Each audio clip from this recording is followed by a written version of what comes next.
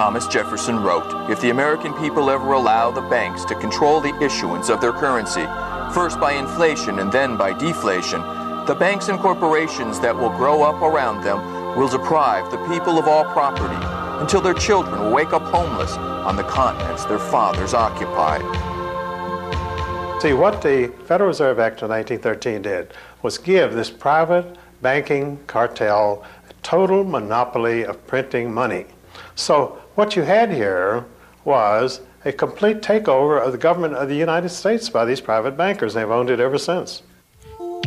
100 years after Jefferson, Abraham Lincoln was pondering the same issues when he said, "The government should create, issue, and circulate all the currency.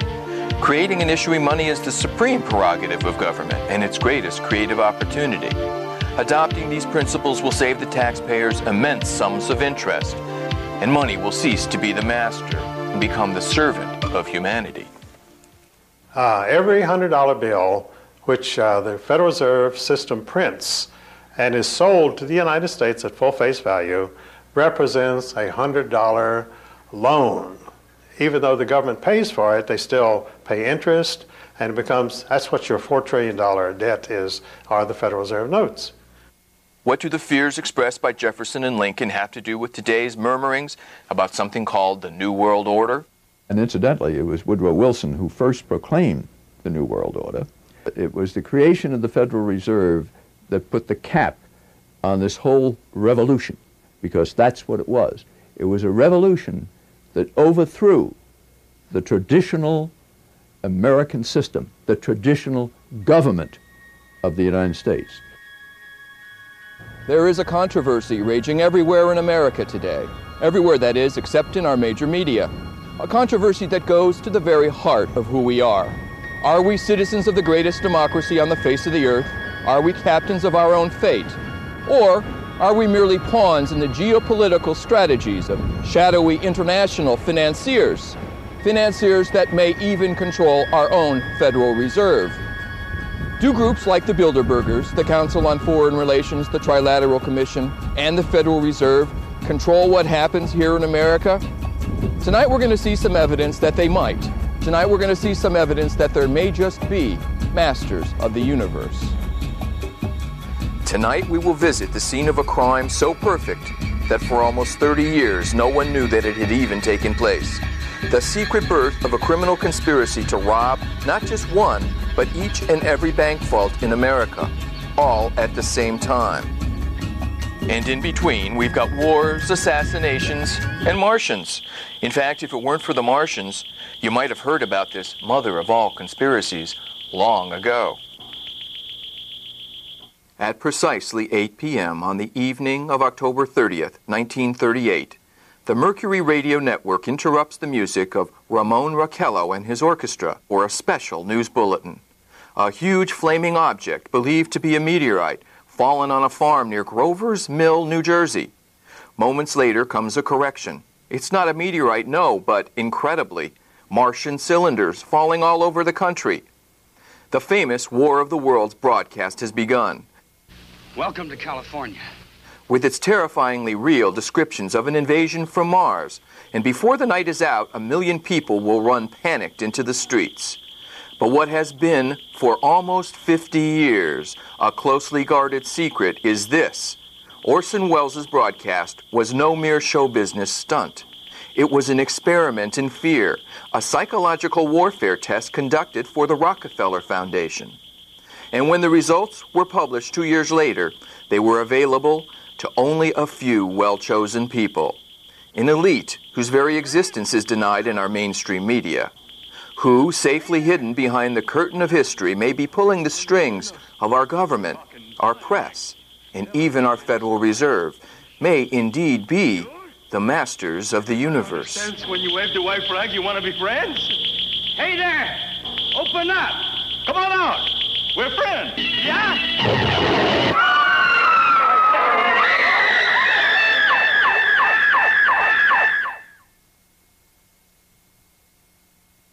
The psychological warfare test, which we discovered in Orson Welles' broadcast, is crucial to any understanding of why some people feel that elite institutions like the Federal Reserve, the Council on Foreign Relations, and the Bilderbergers pulled the strings that we all dance on. The people who call conspiracy theorists are not the conspiracy theorists themselves, so to speak. So it's we're talking about facts.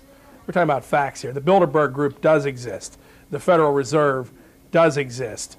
The people who are members of the Bilderberg Group are also the people who do control the Federal Reserve. These are all facts. If a group can effectively control national governments, multinational corporations, and even our perceptions, they control the world. But the real founder, I believe, of the Bilderbergers was another man that I met through Jack Hines, C.D. Jackson. And C.D. Jackson was the then publisher of Life magazine. He had been publisher of Fortune some years before. And in between, he, for 4 or 5 years, was the equivalent of being the head of the National Security Council in the White House under Eisenhower. He was the chief of psychological warfare. It all began here. This is Jekyll Island, just off the coast of Georgia, where the immensely rich industrialist J.P. Morgan established the hotel behind us. Here is where representatives of the great banking houses of the world, Rothschild, Rockefeller, Kuhn Loeb, and House of Morgan, met in secret to establish the Federal Reserve. The Jekyll Island story is one of the great untold stories of the 20th century. And it was these bankers who got together, left Hoboken in a sealed train, and with the shades pulled down, and the reporters were going crazy. They knew this was big. These were 5 of the biggest bankers in the world getting on this sealed train. The reporters wanted to know what the hell was going on. They wouldn't talk to them. The train pulled out of the station, left the reporters there, and they didn't know for years what had happened. It is the urging of the famous poet Ezra Pound that sets Mullins on his lifetime quest for the truth about the origins of the Federal Reserve. In the Library of Congress in Washington, D.C., Mullins starts looking for clues. Ezra Pound's young artists and writers, friends, were killed during World War I.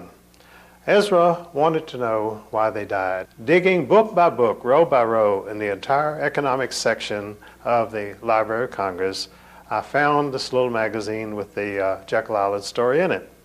When I took that to Ezra Pound, he was so thrilled. It was the biggest discovery of his life. He said, "You have uncovered the biggest detective story of the 20th century." Why does Pound call Mullins' investigation the biggest detective story of the 20th century? Because I was tracking criminals. This is a criminal conspiracy. The Federal Reserve System, because of the way it originated as a secret conspiracy at Jekyll Island, in law, when any people meet together to plot to rob somebody, that becomes a criminal operation. It can never be anything else. Throughout its subsequent history, it can never overcome that initial criminal beginning. And that's where we are today, a criminal syndicate. That's all it is. It's all it ever has been. Andrew Gray, grandnephew of one of the 6 men who met to plot the creation of the Fed, scoffs at talk of secret cabals. Well, I'm asked whether the Jekyll Island meeting can be automatically classed as a conspiracy. And the answer, first of all, is that the need for secrecy in conceiving important legislation does not necessarily imply conspiracy. We see this all the time. A very important legislation of any kind, particularly that which has to do with changing the financial structure of the country, cannot be drafted in public forum by a large roomful of free debaters. The placid waters lapping these shores give no hint of the churning turmoil which events on this island caused throughout this entire century. Back in 1910, when the membership of the Jekyll Island Club represented fully 1/6 of the wealth of the entire world, the privileged sunbathers who came here were so secretive about this place that they used code when talking about it, even to friends. "We're going to Jamaica," they would say, and those in the know knew this meant they were coming to Jekyll Island. where the conspirators who created the Federal Reserve were so worried about their plans leaking out that they formed what they called the First Name Club. So what they did was agree to address each other only by their first names. They would be, Warburg became Mr. Paul, Aldrich became Mr. Nelson, and they kept that up religiously the whole time. I don't think they slipped one. And on the train, the senators swore all of them to lifetime secrecy. I mean, he said, I don't want any of you ever to say a word about this. And this was honored by Warburg even 20 years after the senator's death. Beneath this stained glass window, a secret plan came into being that did much to shape the 20th century, and the details are only now becoming public knowledge. And this is a conspiracy. The birth of the Federal Reserve System, we know, was at Jekyll Island, Georgia, in the secret meeting that took place. The immediate excuse was the money panic of 1907, which was engineered by Jacob Schiff and the Rockefellers to gain control of some corporations they were after. History books record that Woodrow Wilson was the father of the Federal Reserve Act, signing it into law December 22, 1913, at the White House. All of the history books mention that Woodrow Wilson was the father of the Federal Reserve Act for a very simple reason. He was president at that time. He signed it into law on December 22, 1913 at the White House, and he was elected for that purpose. Now, the reason he was elected was we had, in 1912, a very popular president, a Republican named William Howard Taft. So, Woodrow Wilson did not have much charisma. He was an educator, had no popular appeal, hardly known outside of New Jersey. The bankers needed Woodrow Wilson to sign this act into law. He did not have much charisma. He had not a chance against William Howard Taft. The country was prosperous. Who cared about Woodrow Wilson?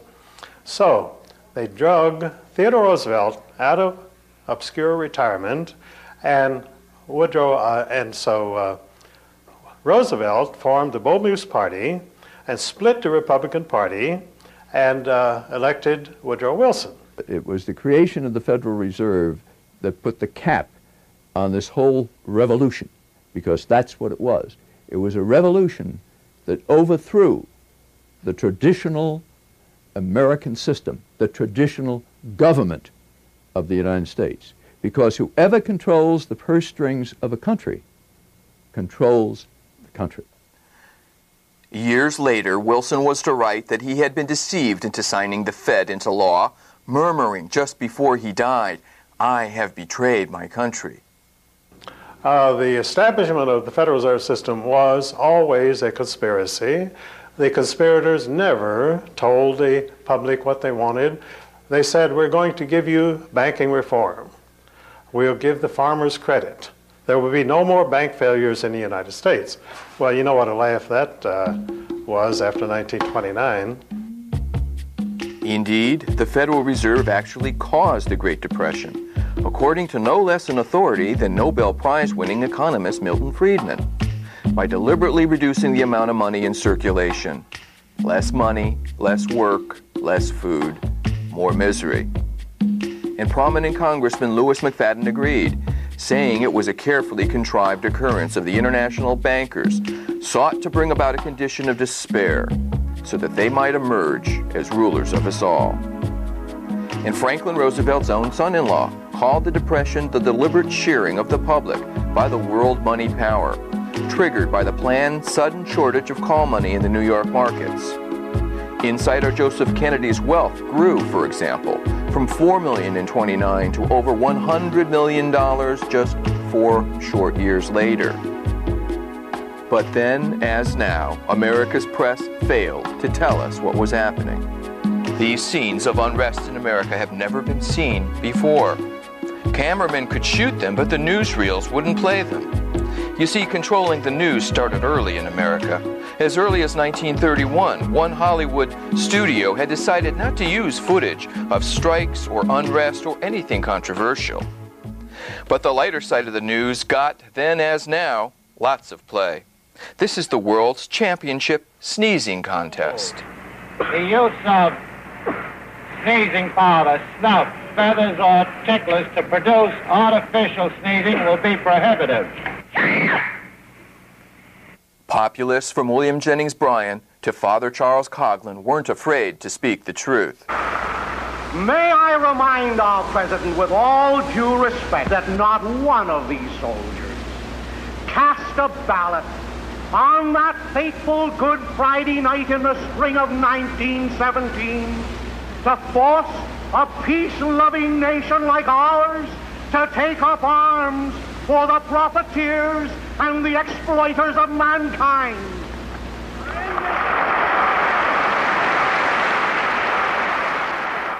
And during the Depression, no one was more dangerous to the banking interests than Huey Long. According to the tables which we have assembled, it is our estimate that 4% of the American people own 85% of the wealth of America, and that over 70% of the people of America don't own enough to pay the debts that they owe. How many men ever went to a barbecue and would let one man take off the table what's intended for 9/10 of the people to eat? The only way you'll ever be able to feed the balance of the people is to make that man come back and bring back some of that grub he ain't got no business with.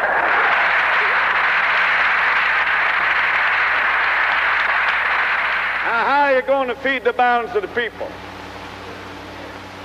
What's Morgan and Baruch and Rockefeller and Mellon going to do with all that grub? They can't eat it. They can't wear the clothes. They can't live in the house. Give them a yacht. Give them a palace. Send them to Reno and give them a new wife when they want it. If that's what they want. But assassination as a tool of political policy was something this banking crowd apparently knew well, even in the 1930s. I thought cash is cash, and how can a dollar bill be an interest-bearing vehicle? But they all are interest-bearing currency. And you see both John F. Kennedy and Abraham Lincoln were murdered because they went to the Treasury and started printing non-interest-bearing currency, the greenback notes. And they were immediately killed because the bankers didn't want to lose these billions of dollars of interest. Did the creation of the Federal Reserve represent a government takeover of the United States by shadowy international financiers? Certainly the Fed was designed to protect somebody's interests, but whose? Interest of the banking, the international banking community, not the American banking community. It was the international banking community. The Morgans were an international family. The fortune had first been made in England, and then they transferred their operation here. But they were allied with the Rothschilds and others in England, and these were the people who drafted, one of their agents drafted the script for the Federal Reserve, Paul Warburg. And incidentally, little known, is that Paul Warburg's brother was the chief of imperial intelligence for the Kaiser, all during World War I, while Paul was running the Federal Reserve. He was the vice chairman of the Federal Reserve. The international character of the Federal Reserve has its defenders. There has been, in the last 30 or 40 years, a much greater international flavor to the activities of the Fed because the banking system has become global. And you could no longer regulate the U.S. banking money supply by simply doing via the domestic Federal Reserve banks. But critics point to a famous statement in the early 1800s by Nathan Rothschild to support this claim. If I can issue the money, I care not who makes the laws, because you always buy the lawmakers, and the lawmakers are for sale. So if you have the money, you can get any law passed you want. So who do you care whether Bill Clinton is president or who is senator from New Jersey? It doesn't make any difference because you write a check and you get another senator. Nathan Rothschild in 1820 might have had more right to say that than any of his successors. The statement is more or less absurd. The Federal Reserve does not control the money supply. The Federal Reserve influences the money supply. But the stickiest question in this debate is this: just who owns the Federal Reserve? Well, the City of London set the whole thing up. J.P. Morgan was simply an agent of the Bank of England when he organized this meeting down in Jekyll Island, Georgia. And the Federal Reserve Bank of New York, the stock is principally owned by 5 merchant banks in London chartered by the Bank of England. So you see, every decision of the Federal Reserve Bank of New York comes out of London. So then, who owns the Bank of England? Yes, the Queen of England was one of the original shareholders of the Bank of England. There again, you had another monopoly. Most of the original purchasers of the Bank of England in 1694, their families have owned that stock ever since. And it's a monopolistic oligarchy of dynastic families. Some of these families go back 5,000 years. These are not Johnny-come-latelys. These are not nobodies. These are real families. Hate-mongers like Adolf Hitler used the term international financiers to spread anti-Semitism. Are critics of the Fed alleging it's a Jewish conspiracy? No, not really. It's not Jewish at all. The Jews have been what Lyndon LaRouche calls the Hofjuden, the court Jews. And the aristocracy of Europe always had their court Jews who would help them handle their money, tell them where to put it to make money and that sort of thing. And so they always had their Hofjuden. And so the Jews have been very visible in all this. And of course the Rothschilds themselves are Jewish. But the Rothschilds have very little in common with ordinary Jewish families anywhere in the world. But the hideous allegation made against the shadowy figures who run America's Federal Reserve is that they have been responsible for the 2 biggest tragedies of the 20th century. The Federal Reserve is the biggest story of our time because the Federal Reserve bankers set up both world wars. See, they had been trying to have a war in Europe since 1885, but the central banks of Europe had already bankrupted all the nations of Europe. They had no money. The only money was here in the United States.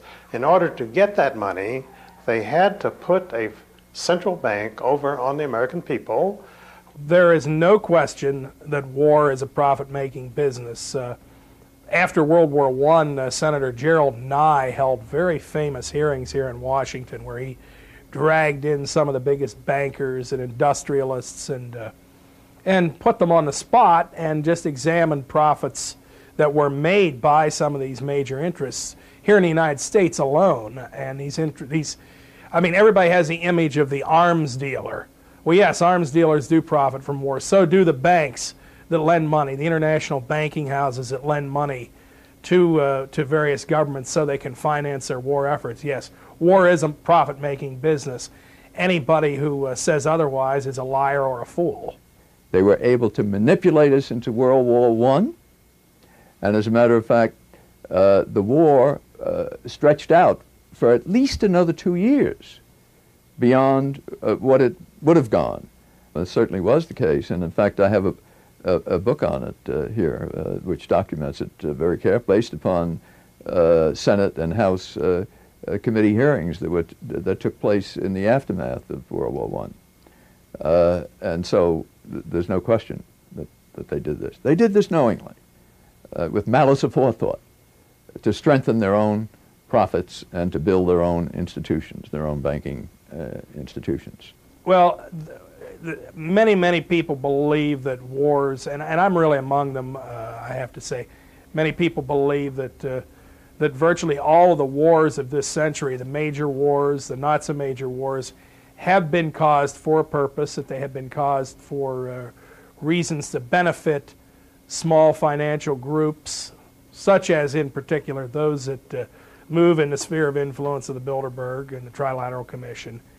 And that while we were told that we were fighting to stop communism in Vietnam, we fought for how many years in Vietnam and nothing happened there. But there are a lot of scholars who've looked into Vietnam and they can find traces of oil and traces of gold and traces of drugs and all sorts of other commodities that have been traded behind the scenes by the people controlling that war. So just take a look at Vietnam alone, and there's much more to the story than has been told to the American people or to the poor beleaguered people of Vietnam. A conspiracy so powerful that it was able to cause 2 world wars must have a clubhouse somewhere, must hold regular meetings. And if you've never heard of the club called the Bilderbergers before, it's for only one reason: they haven't wanted you to know. The first meeting took place under the chairmanship of Prince Bernhard of the Netherlands at the Bilderberg Hotel in Oosterbeek, Holland. Ever since, the meetings have been called Bilderberg meetings. The newspaper The Spotlight in Washington, D.C. almost single-handedly began a relentless yearly assault on the secrecy shrouding these meetings, which no other media outlet had even bothered or maybe been allowed to cover. What really fascinates me is the complete blackout in the American press.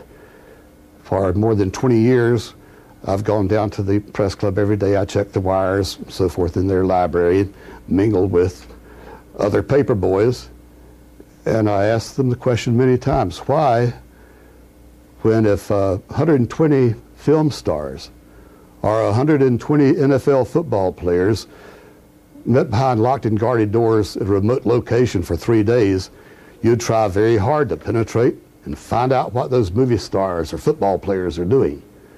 Well, I had no curiosity at all when 120 of the world's most powerful financial leaders and political leaders meet for 3 days in a remote location behind armed guards in a complete blackout. Why no curiosity? At this Bilderberg meeting, Americans present included Secretary of Defense William Perry, Presidential Advisor Stephanopoulos, Senator Sam Nunn, William Buckley, David Rockefeller, Lloyd Benson, and Henry Kissinger. And major agenda items included the role of liberals in various organizations, since a month before 50 liberal groups had met in Washington to discuss their opposition to international banks and economic globalization, as well as the separatist movement in Canada, and the expansion of NAFTA from Alaska to Chile. Yet here, in its entirety, is the respected Canadian Broadcasting Corporation's coverage of the Bilderberg meeting. It used to be a luxury resort where people came to forget their troubles. This weekend, international heads of state and business are here trying to solve the world's troubles, and police are ready for any intruders causing trouble. There is actually quite a bit of security, but it's discreet. So what would happen if somebody tried to sneak in through the trees back there? I don't know. I wouldn't want to try it. 120 world figures are here, including the Prime Minister, Finance Minister Paul Martin, former U.S. Secretary of State Henry Kissinger, and U.S. presidential aide George Stephanopoulos. Newspaper magnate Conrad Black is hosting something mysterious called the Bilderberg Conference. The meetings here are very private. There are no resolutions, no votes, nor policy papers, and definitely no interviews for reporters. Few people in King City know what's going on, but many people are speculating. What they're probably doing is just discussing, political policy. Probably trying to figure out how to spend our money. No, I don't think they're into barbecues and beer. They're more into caviar and champagne. Bilderberg in particular is an organization created in the 1950s which was designed to try and ensure Atlantic unity and also a stable and growing world economy. This political science professor has written about the secret of Bilderberg Conference. The major justification for the secrecy is to allow people from very different political contexts and walks of life to exchange views frankly over sometimes very difficult issues. Simon Dingley, CBC News, King City, Ontario. Why is it the major media would deny this? Let's look at the ownership of the major media. Let's look at the roster of, say, the Bilderberg meeting. Katharine Graham owns the Washington Post country. Katharine Graham has been to the Bilderbergers.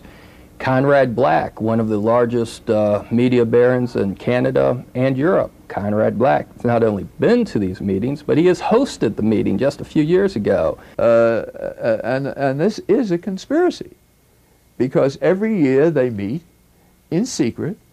The press never reports on it, even though people like Katharine Graham, the longtime publisher, owner of the Washington Post, has been to almost all the meetings, even though representatives of the New York Times have been at all the meetings.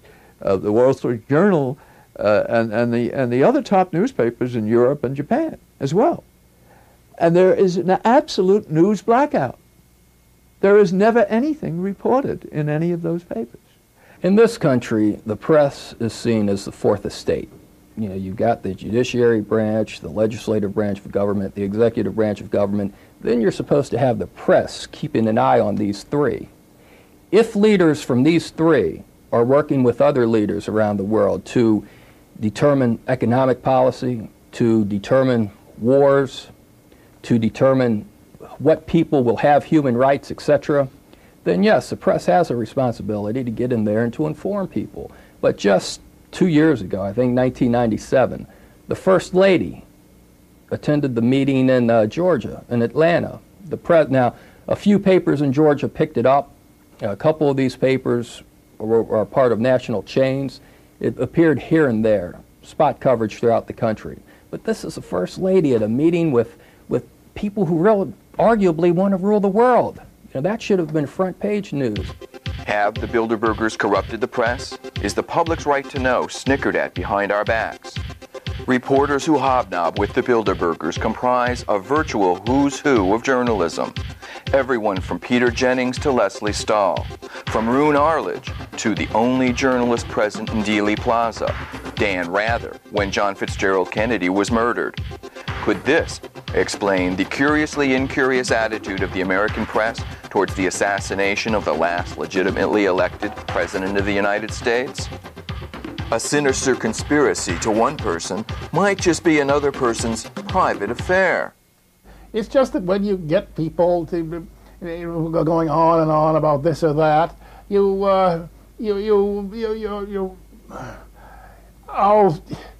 it just isn't what a club is supposed to be.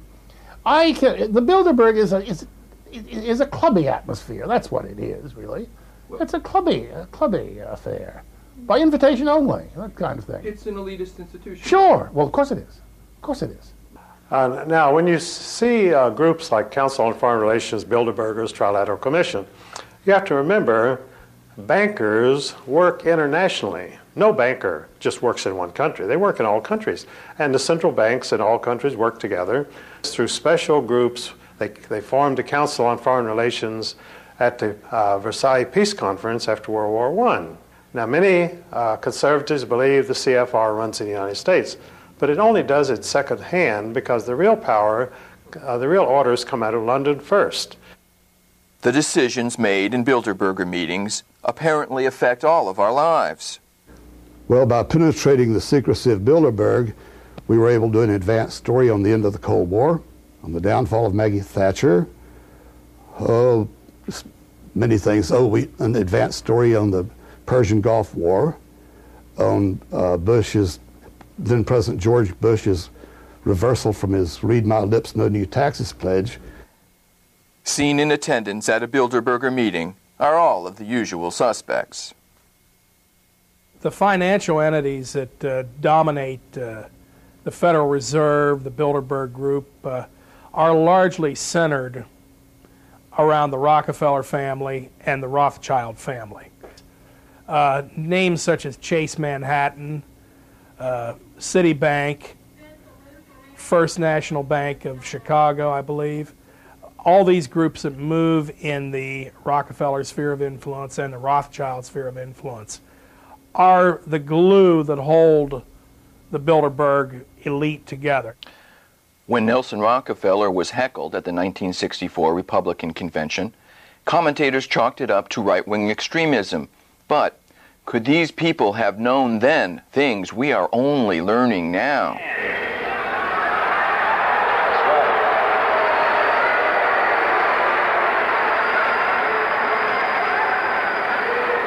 Their tactics have ranged from cancellation by coercion of a speaking engagement before a college to outright threats of personal violence.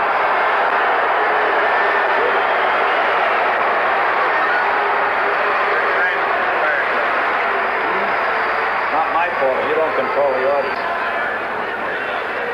I got 5 minutes worth.